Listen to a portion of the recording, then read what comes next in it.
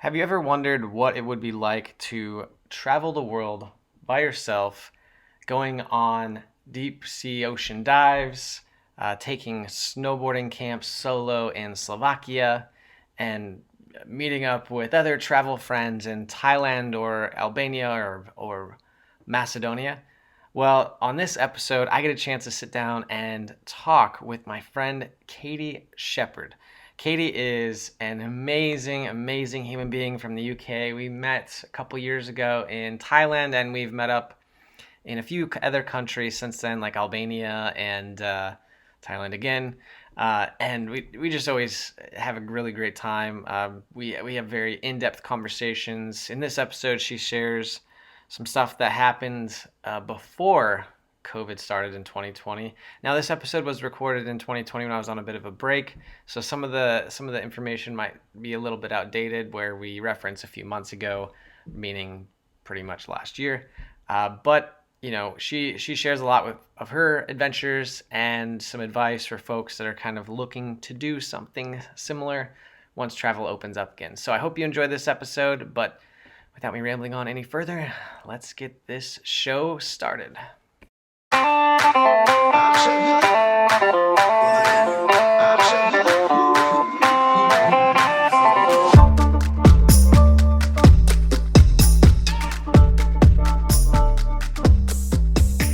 you figure out the secret to living like a happy life?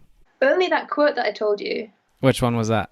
was how does it go? I've been saying it to myself all the time. I am enough, I have enough, and not everyone's going to love me.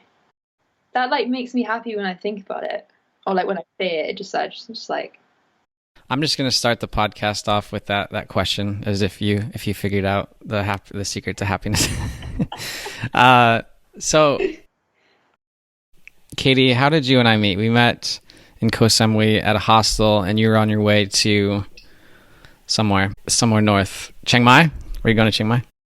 I was going to the other islands first, and then Chiang Mai. I was going to Koh Phangan. No, I was going to Koh Tao, Koh Phangan, and then Chiang Mai. Yeah, what were you doing on the islands? You were diving, right? Diving. Partying. The reason I went to Koh Samui is because I met someone in Koh Phi Phi, and then she was going to Koh Samui, so I said, "Shall we hang out?" And then that's why Yeah. I ended up there. So I was there, yeah, diving, traveling, having fun. Yeah. What were you doing on your Southeast Asian trip? For everybody who doesn't know, I mean, I kind of have an idea. You were exploring Southeast Asia, diving, beers with other travelers, things like that. Well, that trip was interesting because that was, for me, the first proper solo travel. Yeah. In a way, because previously I'd done trips where I've gone to work, so I knew that I was going to have an automatic group of people that I'd never met before, but I knew that there was going to be an automatic group of people who would have to be my workmates, my roomies, my friends and family. So yeah, that trip actually was me testing if I could actually travel solo and enjoy a country, and I did. Yeah. Yeah. I really want to dive into that because I have these conversations all the time about doesn't it suck to travel by yourself, and is it safe to travel alone? And I'm not a woman, but is it safe to travel alone as a young woman around the world, and all kinds of stuff like that. But let's back up a second, because you've done a bunch of other trips by yourself, right? Like you did a snowboarding camp in Slovenia. Is that right? Slovakia. Same thing, pretty much, kind of. And then you did a marine biology stuff, diving there for a bit. So yeah, I did some jobs so I did my dissertation and my dive master internship in Honduras. So they were kind of I went there solo and did my marine biology kind of work, but then I also got jobs in Croatia and Malaysia. Yeah, so they were working. I think the first one, Croatia, I was working as a science dive master, and Malaysia, I was working as a coral monitoring research assistant, which is very long. But so that was those were very heavily like doing research, but also teaching either volunteers or students from different countries, which was very, very, very fun. Also quite intense at times. Am I missing anything other than those two trips and then the Thailand trip? I mean, you've done some since then, but I've done like lots of random trips, so it's quite hard to like do a lot of back and forth. Yeah, those are major trips, I think, if I'm thinking right.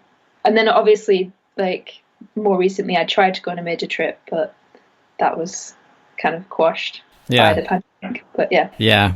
So tell me, is it safe to travel alone as a young British woman around the world? 100%. Yeah. I mean, obviously, you've got to be careful, and you've got to kind of there's precautions that you take, but I think you kind of you do take them to a certain extent in everyday life, I guess. But you've got to be probably more wary of things. Like I'm very wary. I make sure that I know where I'm going. I know where I'm staying.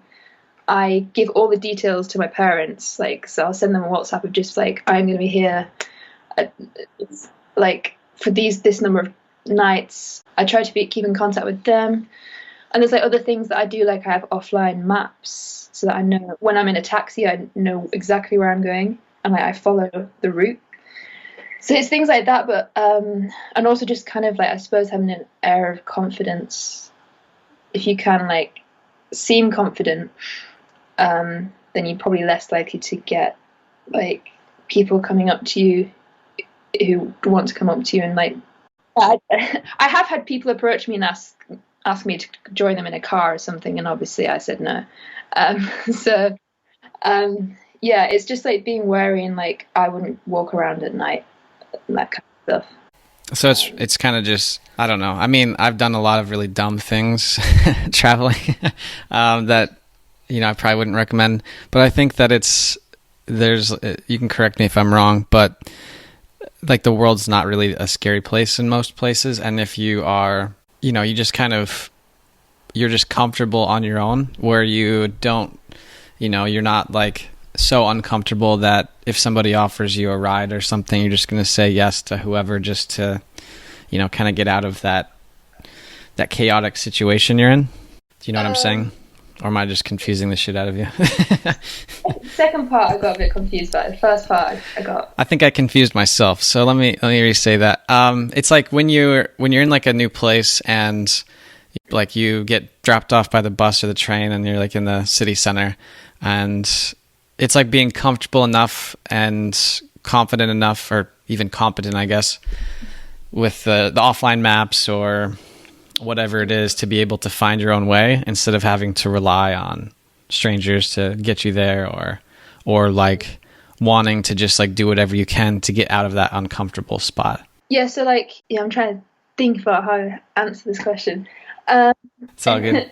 I do always, like, when I arrive somewhere for the first time, I always get the kind of like the feeling of like initially just being a little bit like, I don't know, not scared, but there's this feeling of like kind of like I know that everything's new, and like it's like a sudden like I suppose like rush of overwhelm, and knowing that I am now responsible for myself entirely. And yeah, I guess like you've just got to kick straight back into action and know, like, I always know the first night I am somewhere, I know where I'm staying and all those kind of things.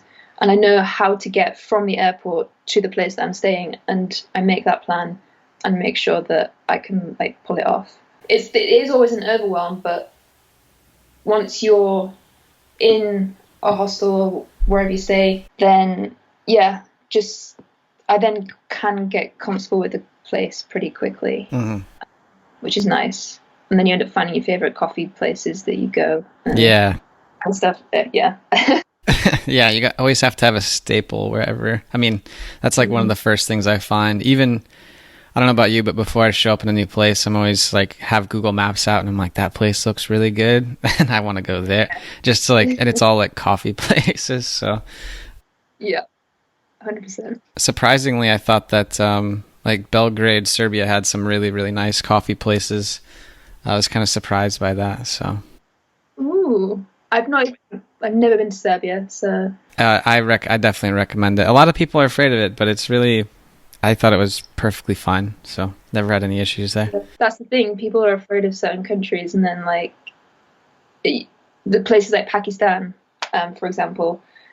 But recently, that's been announced by the British High Commissioner before the pandemic. Just before the pandemic, he said that it's safe to travel to Pakistan now, but people still have the preconception of places based on the news and history and all these things. Yeah. Are there any places you're afraid to go? Maybe places where there's still war and dictatorship. Yeah. Take those off the map where there's like, that there's war and that's going on. Are there any places where there's not a current conflict that you don't want to go? Or you're afraid to go? I don't think so. I mean, I mentioned Pakistan, and that's somewhere I'd like to go, which to some people that is not a good idea. Yeah. I announced it at the family Christmas dinner table, and that didn't go down too well. But I was told not to go to Mexico, so at my family dinner Christmas table or whatever that was. Yeah, they said it was very unsafe, and I was like, Mexico is like a really big place, right? Yeah, I mean, there's obviously certain countries, there's some places you don't want to go, and some places that are safe for tourists or whatever. Yeah, I mean, like, so one of my first big trips, like, going alone was Honduras, and they had recently, San Pedro Sula, was going to be the first stop, and that had very recently lost its crown as the murder capital of the world. That was one of my first, like, kind of solo travel to experiences.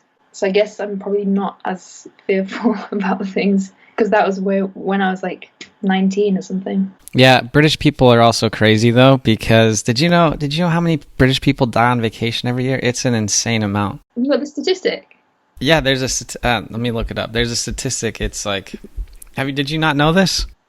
No, I didn't know this. I knew about Thailand and mopeds, but I didn't know about British travellers in particular. Yeah, let me look this up. It's like a pretty high number, surprisingly. Like this is from 2018.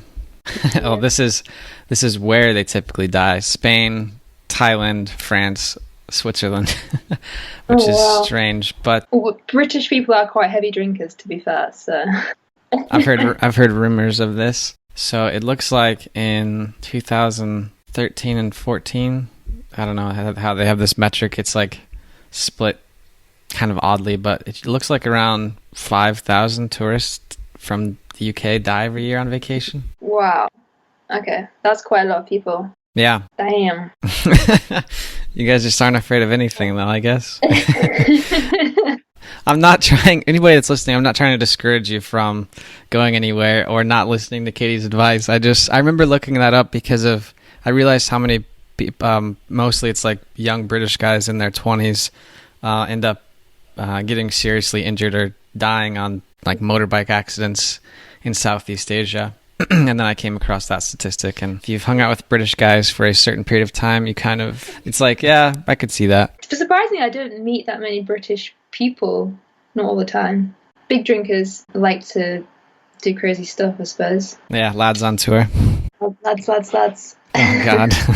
So when you're traveling, like you're working on a blog. The right term, is it a blog or a vlog? I have I've done like some like what I called travel diary episodes of like videos of like one day in my travels, because I realized I wasn't like necessarily like filming stuff every single day, but I have days where I like document a lot of things. So I have done some video type things, and then I have also blogged, so that's the writing side about my travels and stuff. And also I've started doing about general life as well. What do you think so this will probably be a tough question, but what do you think that your I don't know how to phrase this so it's not like a, what's your favorite country you've been to, Katie? But what do you think, which trip do you think it was that was the most impactful well, let's do two, basically your like overall happiness with your life in general, and maybe one that affected your future the most? Ooh, interesting. I would have to say that my first trip to Honduras, I remember my mum commented when I came back. So that was my first trip to Honduras, just to, because I know but no one else knows, and that was when I did my dissertation. So I was like second year of uni, did my dissertation out there, learned to dive for the first time, which was terrifying at first. Yeah.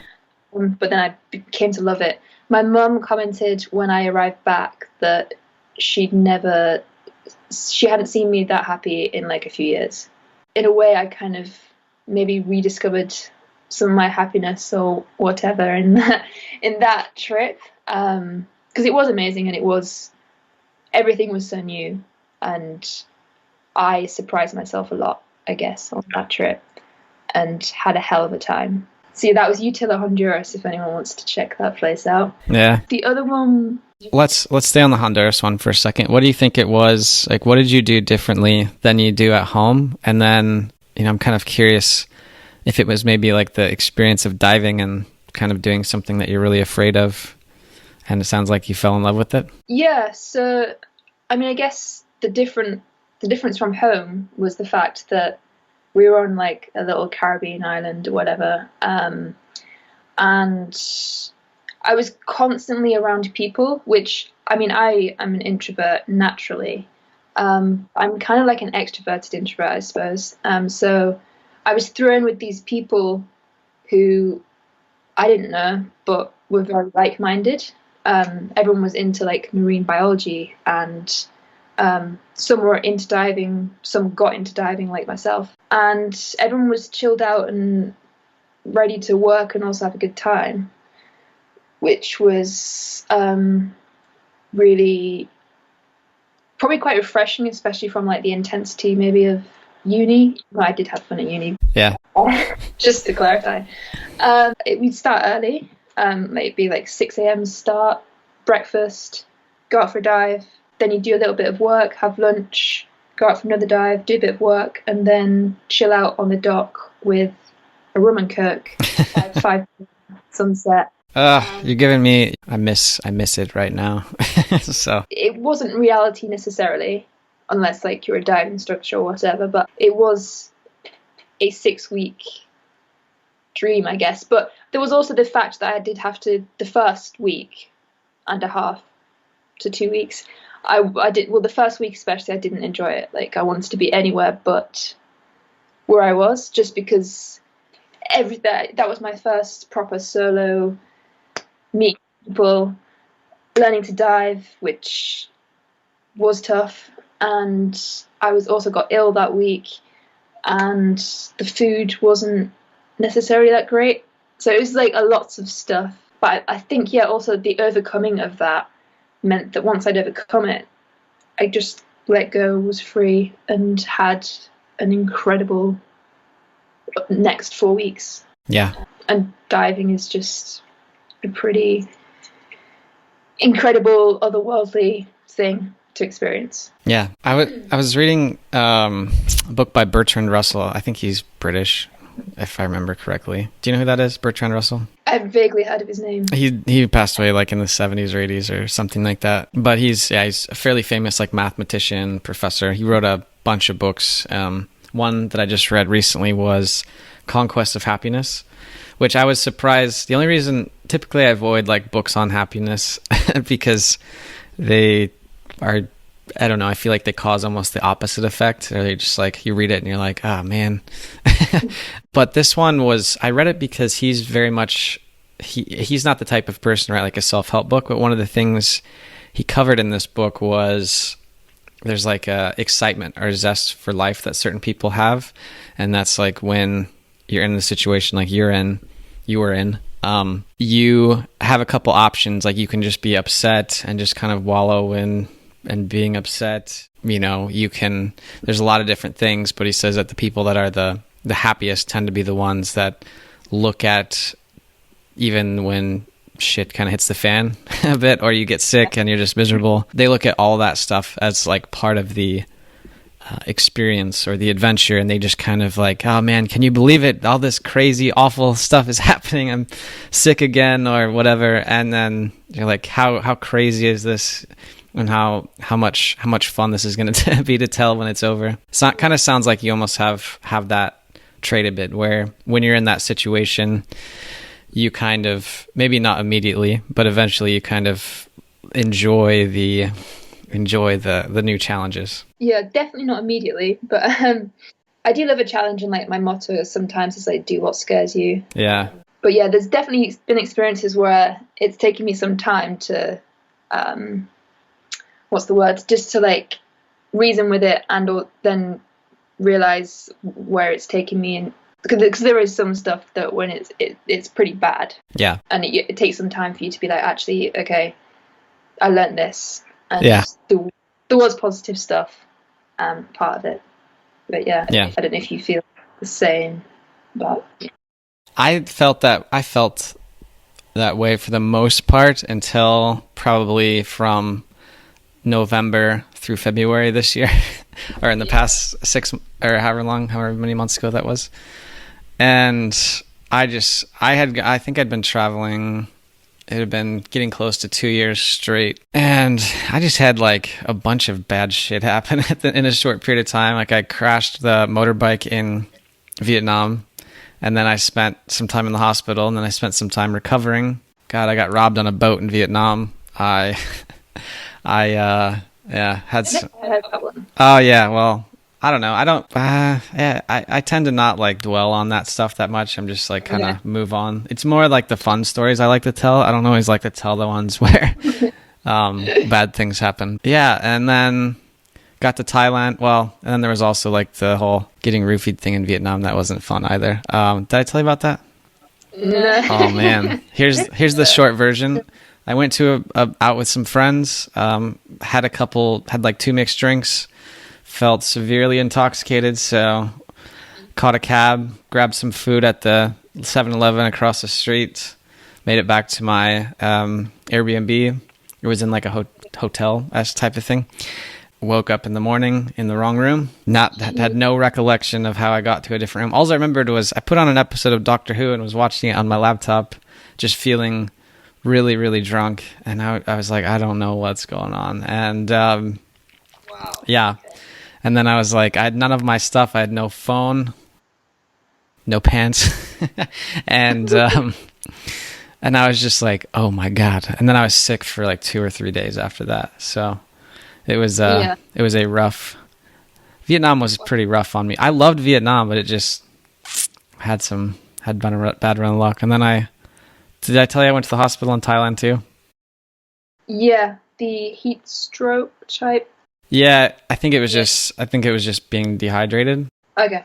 Yeah, because that was, oh my God, this was bad. It was, I was feeling terrible, and so I was like, I need to go to the hospital. Like, I'm not the type, I don't think I've ever checked myself into like a hospital before, and I won't go to the doctor unless I feel like I'm deathly ill. And so I went, and then they hooked me up to an IV all day. Oh, this is the best part. So I had chugged a bunch of water because I took a cab to the hospital, and yeah, so I chugged a bunch of water, and I'm just sitting there like, I feel terrible. And then I felt like I was going to throw up. So I was yelling at the cab driver to pull over, and he didn't understand what I was saying. And I was trying to use Google Translate, and I was just like, pull over, like roll down the window, because I was like, I'm going to throw up. And then he didn't understand. And then, I don't know, finally I just like started trying to open the door because I'm like trying not to throw up in his car. And then he pulled over like just in time, and I like threw up out the cab door. It was a rough day. And then they put me on bed rest for like a week after that. So yeah, I was not so good. Yeah. He was probably thinking that you were like really drunk or something. It was like 10 a.m. in the morning. I mean, Yang, like if you were on, like, I know you weren't on Yang, but That was on yeah, Koh Samui again. but yeah, if full moon party. Oh yeah, I didn't think about that. We're up till the early hours. So. Yeah, I guess people in Thailand do kind of do that all night. I guess I don't know, that's been kind of a tough thing for me to process. And that was one of the reasons I wanted to do this episode with you, is because I want you to be my therapist and fix everything for me. No, I'm just messing around. But it's kind of taken me a while to get back to normal, I guess. Because after all that, I think I probably pushed myself a little too hard to get back out there again after Vietnam. And I probably wasn't healthy, which I mean, I know that now. And then I got sick again in Thailand, which I think what happened in Vietnam probably played a role in that. And I finally feel like I'm getting back to normal, like I'm being myself. I mean, you've talked to me a few times and you probably can tell a difference between then and now. Or at least I feel like you should be able to, but I have a better attitude at least. But I wanted to talk to you about your trip, your Philippines trip, and how you're doing with that. I'm not trying to turn this into a therapy session, but I know you had kind of a rough go of things there.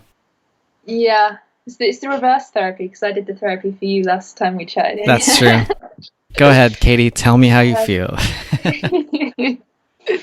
Well, right now I'd say I'm pretty good, but it has been since March. It's been like a good few months. But yeah, so you want me to run down of like what it was? Right? Yeah. I actually don't even know what happened necessarily. I think you gave me like the TLDR, like some stuff happened. I got sick, and I think you explained what it was, but I actually didn't know what you were talking about, so I don't remember. It had to do with diving, I know that, and and then you go ahead. I'm gonna butcher it, so it's all you. Okay. Sweet. So I was in the Philippines because we'd just met in Bangkok, and then I was going to the Philippines like a few days before meeting a friend who I was going to travel the Philippines with. And so I went to this place called Malapascua, where the only place in the world where you can dive with thresher sharks. And I was umming and ahhing about like whether to dive or not, just because I was like, do I want to save all my fun times and my money for being with my friends or not? But I was like, once in a lifetime experience, let's do the thresher sharks.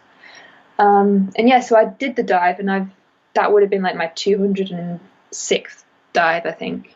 And I was feeling absolutely fine. Like, it was a great dive, saw tons of sharks. And then like about an hour and a half later, I was just feeling really, really tired. And then my left arm went numb.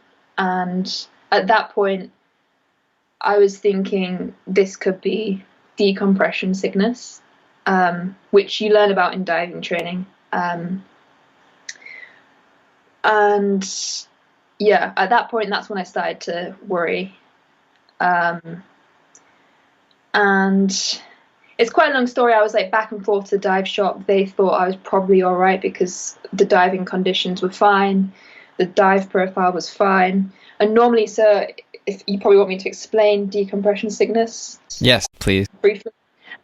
So with decompression sickness, when you're diving, I've got a little, just to make sure I say it correctly.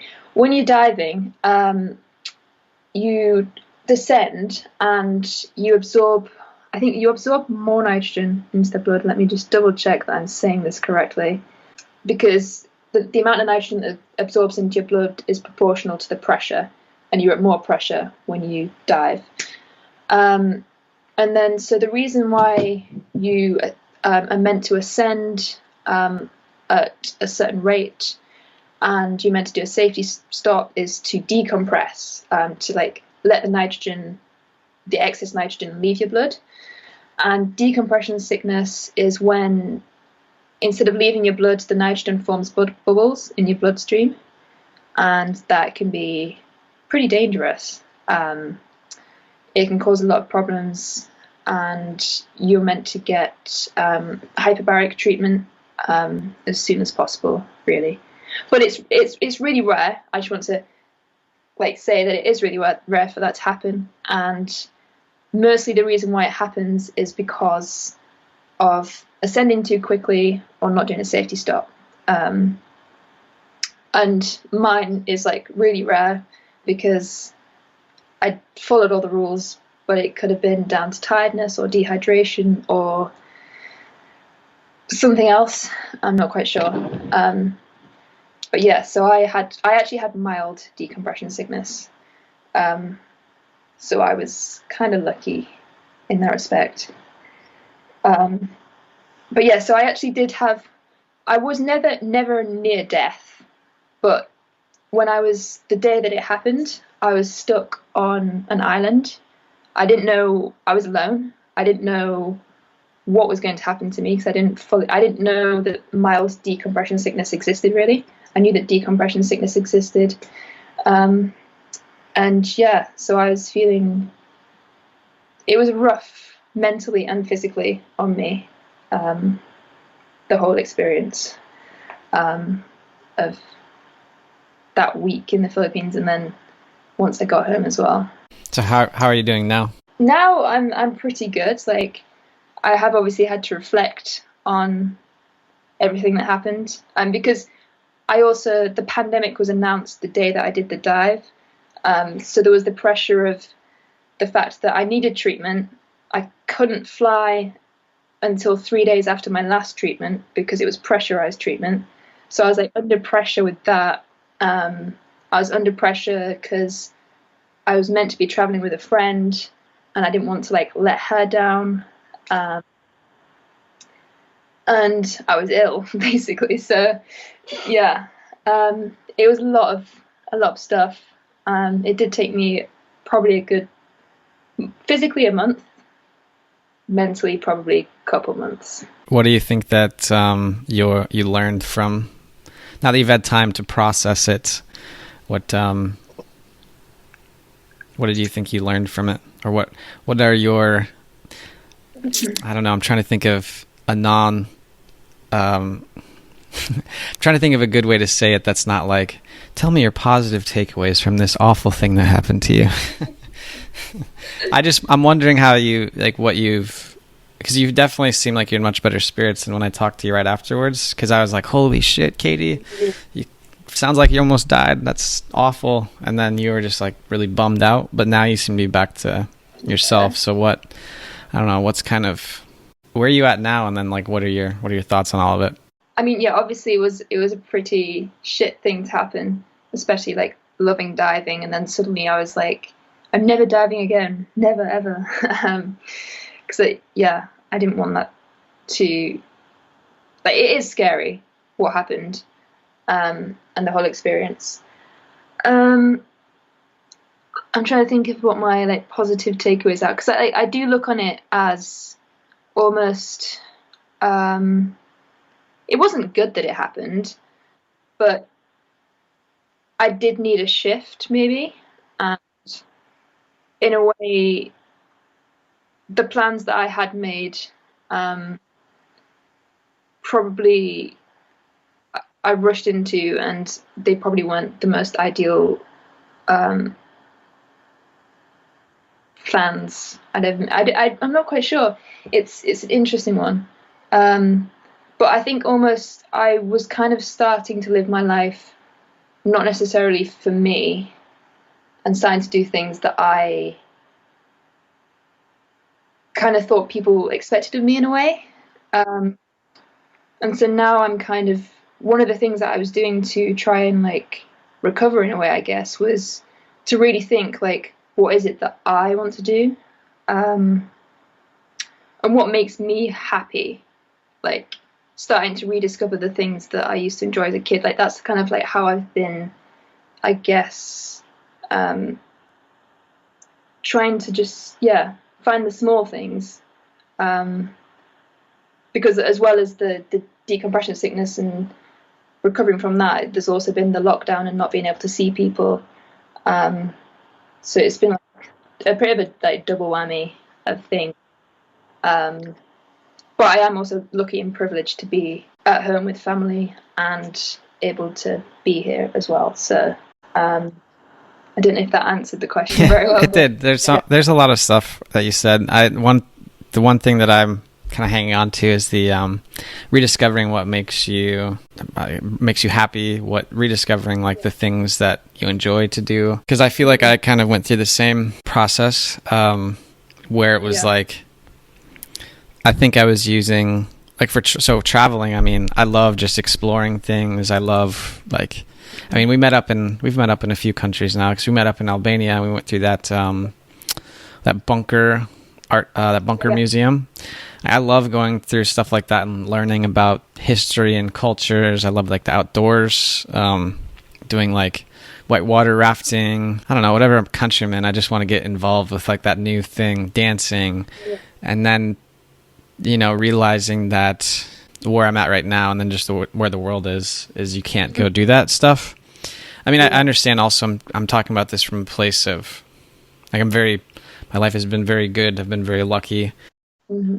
Not everyone else has had the same opportunities, and they're in much worse situations. So I'm not trying to say that my life is so bad or anything like that. Yeah. But it's just more like sitting around and realizing like I'm not doing anything I like.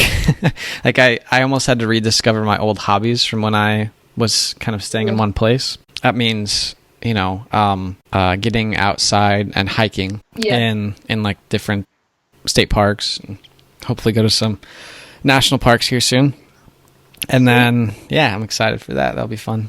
And then just also reading, kind of disconnecting from the rest of the world a bit too, where I felt like when the COVID stuff first happened, I was just like refresh I think it just made me like very scared. And once you kind of already know the state of the world and where things are, it's like, okay, well, at some point you have to stop like consuming all that stuff and decide what you're going to do. I think it's probably the same when you're recovering. It's like one of the things, once I realized like how bad of shape I was in, because after I went to the hospital in Thailand, I was just had no energy, just kind of felt bad in general. I decided I was like going to take time to like go to like physical therapy and basically rehabilitate my body and let it heal. So I think it's like doing that, like just deciding, instead of just sitting around and being miserable and being in pain and being upset about being in pain, it's like, okay, well, this is where I'm at now. That's not where I want to be anymore. How do I, like, what are the things that I can feasibly do to get me to this point where I feel better, I'm happier, I'm enjoying life a lot more. So does that sound like the process you went through as well after you? Yeah, 100%. Like that was just like reminding me of like, even like you could talk about mental health in this respect, where it's like, there's someone I'm in conversation with at the moment, and she was struggling with mental health, and so she started making like small goals for herself, and then eventually it became this like big bucket list where she's like completing tons of like these cool things on a bucket list to get herself out there and like doing things and like enjoying life. And I guess that's kind of like, with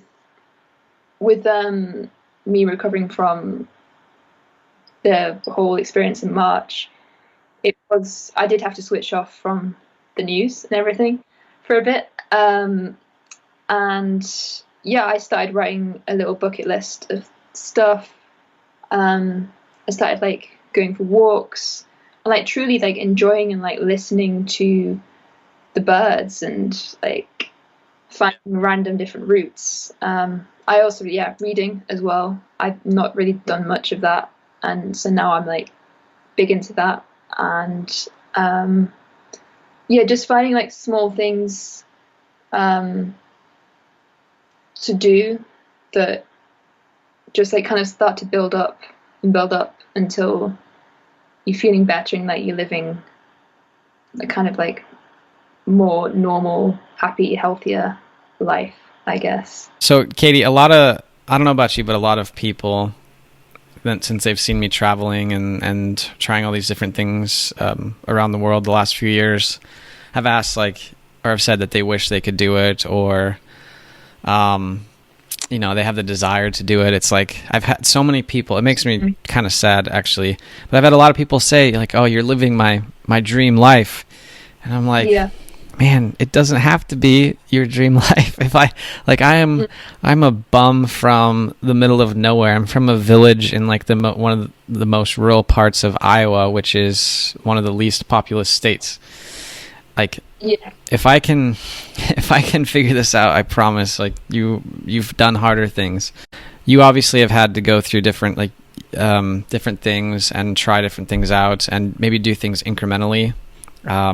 But as far as like how you got started and advice for somebody who wants to kind of travel more, they want to do like snowboarding camps in Slovakia or go diving in the Philippines or Honduras. Like, what advice do you have to the people that are saying, I wish I could do what you're doing? Well, to quote Nike, just do it. But I mean, I have done a bit of a pattern of just finding a job, like any job, earning, and then departing to go off places. But so there are tons of ways to kind of travel cheaply for a long period of time. Like, I was lucky that I had a biology degree, so that took me marine conservation route of so a lot of my longer travels were like 2 months in Croatia, 2 months in Malaysia. I wasn't being paid, but I was getting free food and accommodation in exchange for the work that I was doing. So that meant that the only money I spent in that time period was on beer and chocolate. And it didn't cost too much. So yeah, but there's work away. If people want to travel long periods of time, you can do things like work away, where you do a little bit of work and you get food and accommodation in return. But also it's like, it's the guts.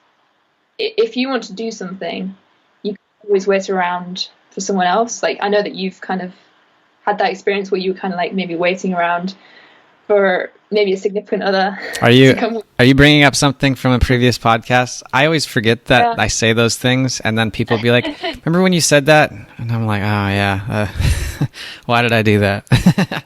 I'm a fan of the podcast who's now on the podcast. Wow. Damn.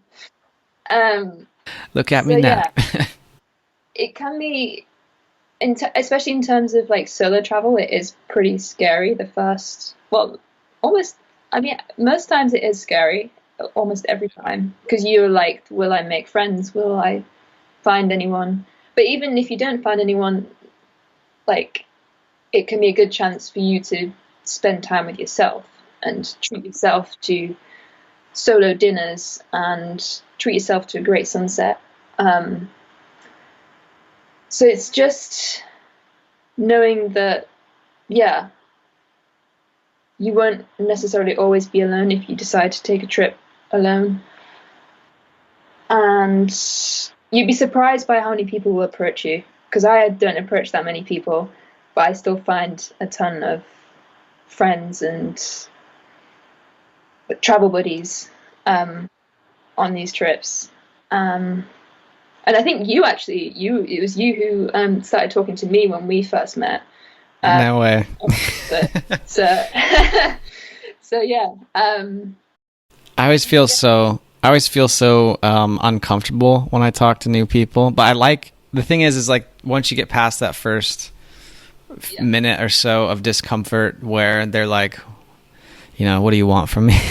And then I think, because usually all I want to do is just, I enjoy talking to people or like hearing about them. Then they usually relax. I don't know. You know what I mean though? If you like see someone eating alone, you're like, hey, do you mind if I join you or whatever? And then they're like, yeah, I guess. Yeah, it's something that I've realized. I remember when I was walking to meet you in Albania, and I knew that you had two friends who were joining as well. And it was, for the first time, I was like, actually, I'm not nervous about the fact that I'm about to meet two people that I've never met before. And like, I met you very, very briefly, technically, and we'd like just chatted a bit. Yeah. And I was like, there wasn't like no nerves. I think just because you almost know that there will be some slight awkward energy when you initially meet people.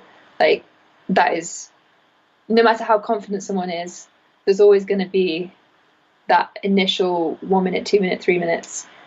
It's going to happen. So knowing that that's going to happen, and somehow I've developed a kind of like chillness about that, I guess, which is fun. It's cool.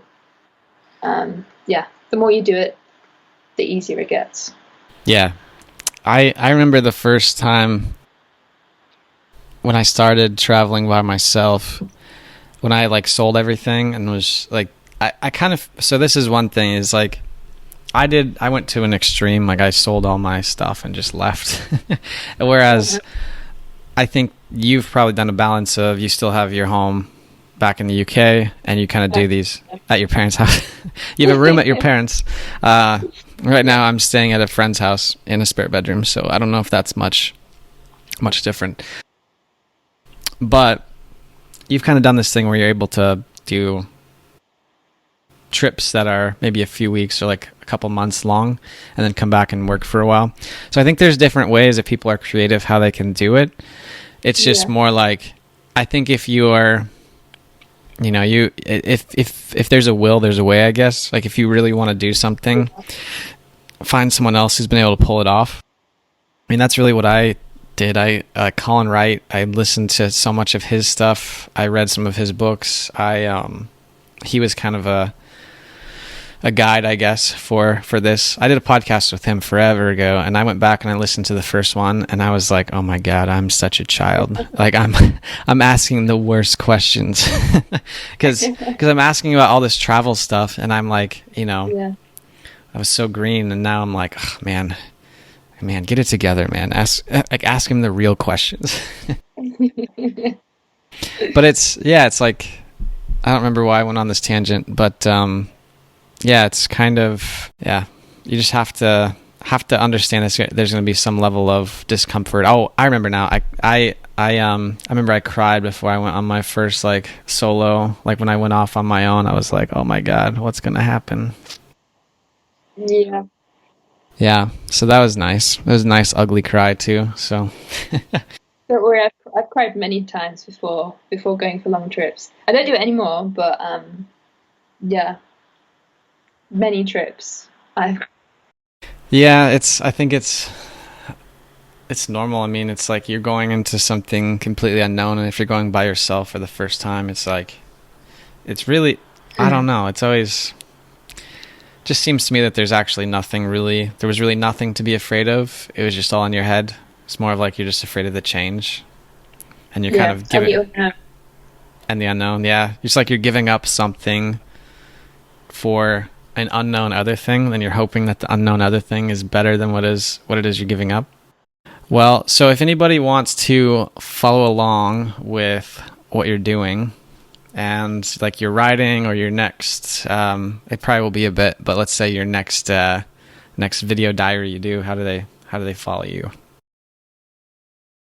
So on Instagram, I've got like my main account, which is probably more like nice photos and stuff, which is Katie Shepherd Pie.